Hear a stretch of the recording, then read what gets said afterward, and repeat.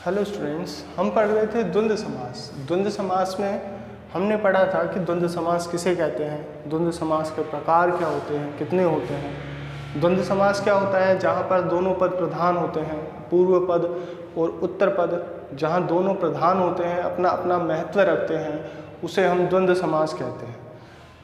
द्वंद्व समास में फिर हमने पढ़ा था कि कितने प्रकार का होता है। द्वंद्व समास 3 प्रकार का पढ़ा था हमने कि 3 प्रकार का द्वंद्व समास होता है।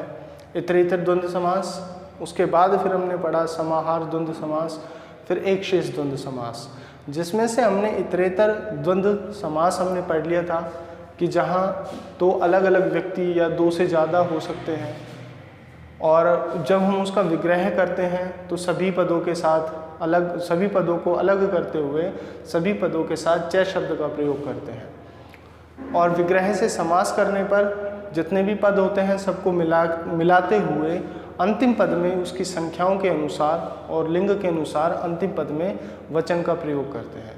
आज जो अपना है वो दूसरा है समाहार। सेकंड नंबर का जो है समाहार द्वंद्व समास। समाहार द्वंद्व समास क्या है? देखो, समाहार का मतलब क्या होता है? समूह। इसका मतलब होता है समूह, किसी चीज का ग्रुप। और ये है ना, समाहार द्वंद्व समास वो नपुंसक लिंग में होता है।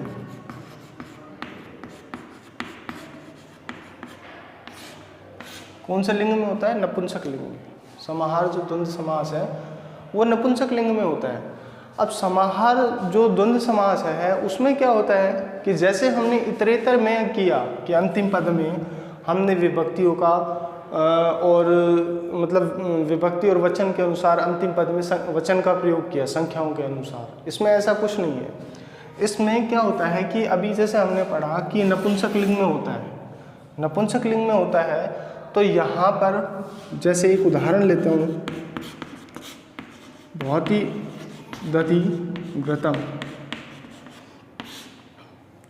दधिघृतम, दोनों पदों को अलग करना है, जैसे दधि च घृतम च।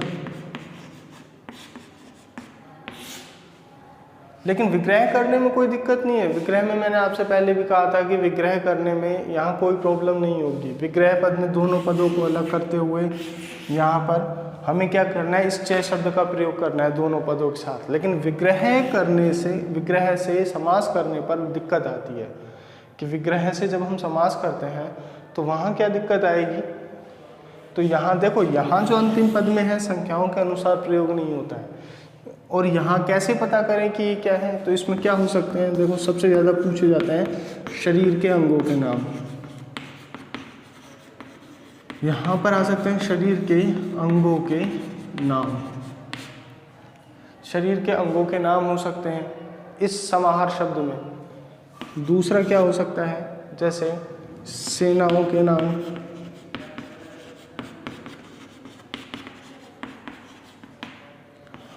और खाने पीने की वस्तु,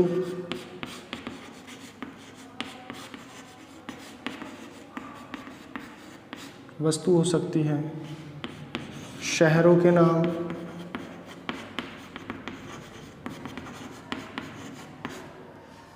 सबसे ज़्यादा आपको याद क्या रखना है? शरीर के अंग दे सकता है या खाने पीने की वस्तुएं दे सकता है, या फिर जैसे आपको दे सकता है छोटे जीव जंतु, छोटे जीव जंतुओं के नाम।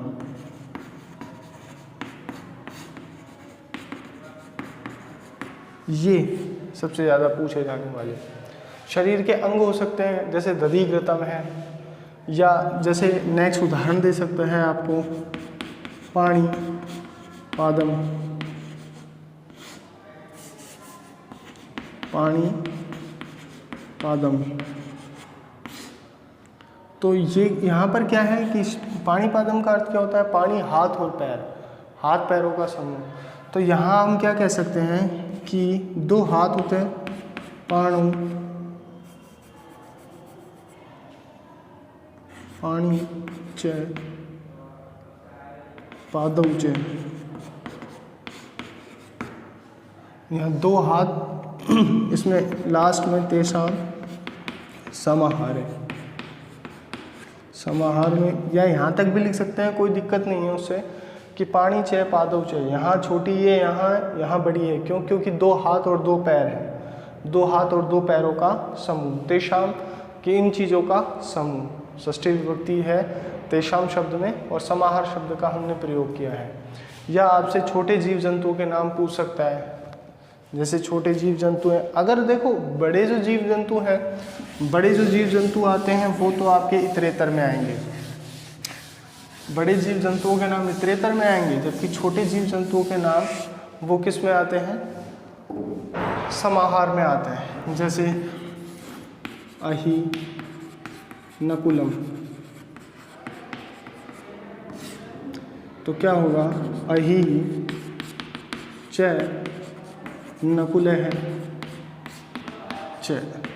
ये नपुंसक लिंग में पूरा पद नपुंसक लिंग में होता है, लेकिन ये पुल्लिंग में चलते हैं। नकुल शब्द अलग, एक पद होने पर नपुंसक लिंग में है, लेकिन अलग अलग जब हम करेंगे इनको तो ये अपने शब्द रूप, जैसे नकुल शब्द पुल्लिंग का है तो पुल्लिंग में चलेगा।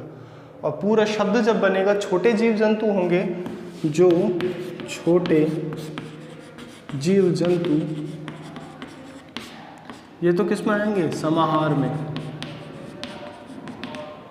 और जो बड़े जीव जंतु आएंगे वो इतरेतर में।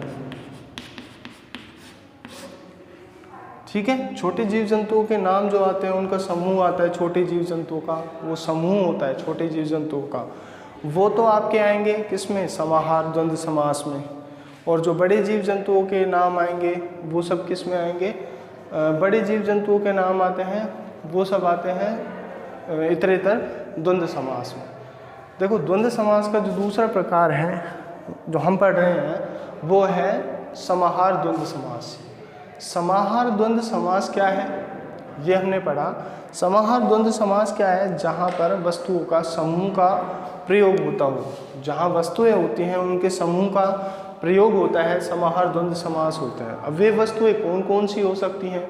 वे वस्तुएं जैसे मुख्यतः आपको याद रखनी है, शरीर के अंग हो सकते हैं, शरीर के अंग हो सकते हैं, या जैसे छोटे जीव जंतु हो सकते हैं, छोटे जीव जंतुओं के नाम हो सकते हैं, या आपको सेनाओं के नाम दे सकता है, कोई भी सेना हो सकती है, या फिर वो शहरों के नाम दे सकता है, या खाने पीने की जो वस्तुएं हैं वो दे सकता है। तो यहाँ पर हमें ध्यान रखना है कि समाहार जो द्वंद्व समास है उसमें जो अगर इस तरह की चीज़ें आएंगी, देखो समास से विग्रह करने में कोई दिक्कत नहीं है, लेकिन विग्रह से समास करने में आपको दिक्कत हो सकती है। तो वो उसके बचने के लिए कि उससे कन्फ्यूज़न ना हो, उससे बचने के लिए हमें ये ध्यान रखना पड़ेगा। जैसे अगर उदाहरण दिया जाए, छत्रम च उपान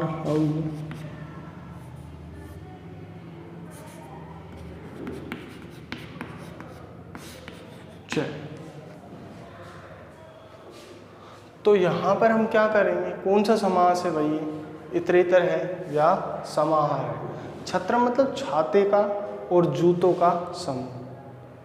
छाते, छत्रम का छात्र नहीं, छत्र छाता, छतरी।